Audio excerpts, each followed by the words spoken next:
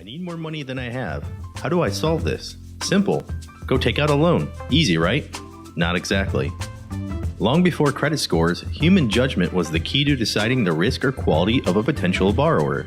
Not only was this a painstaking process, but it was also unreliable. Eventually, a point system was developed that eliminated most of the human bias that previously existed. So, what is credit score and how do I know if mine is good or not?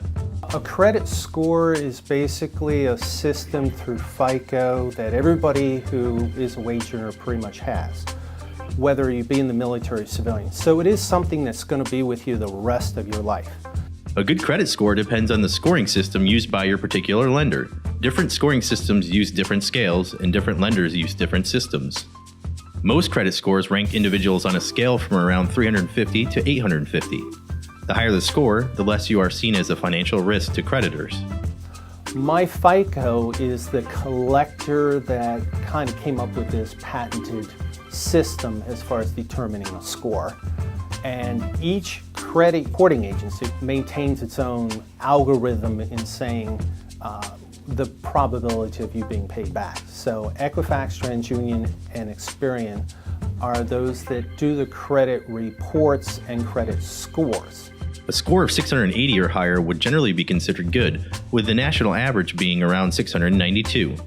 A lower score can be caused by a lot of different reasons.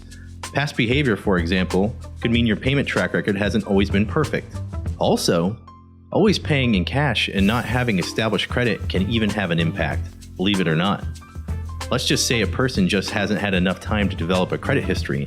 That makes it hard to evaluate you. It is extremely important to start one's credit history on the right foot because it can affect your finances.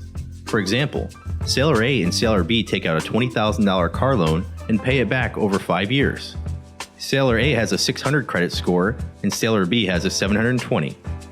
Sailor A will end up paying $135 a month more than Sailor B. That's over $1,600 a year difference in their payments. A not so good credit score can also affect military members professionally, not just financially. Those people that might lose choice assignments because they don't maintain a certain credit score would be affected. It also affects your security clearance, very much so. 61% of security clearances that are pulled are due to financial reasons. That is the most widely used category as far as finances. Sailors seeking credit score information or simply want to get some financial advice should stop by a Fleet and Family Support Center and ask to talk to one of their financial advisors. If your credit score isn't where you want it to be, there may be some things you can do to help it along. The best thing to do is to come in and be ahead of the curve. Do some planning, because these are skills you're going to need the rest of your life, whether you're in the Navy or not. Be vigilant. Make sure to check your credit score at least once a year. It's free. Even if you have good credit, you never know when someone else can take it from you.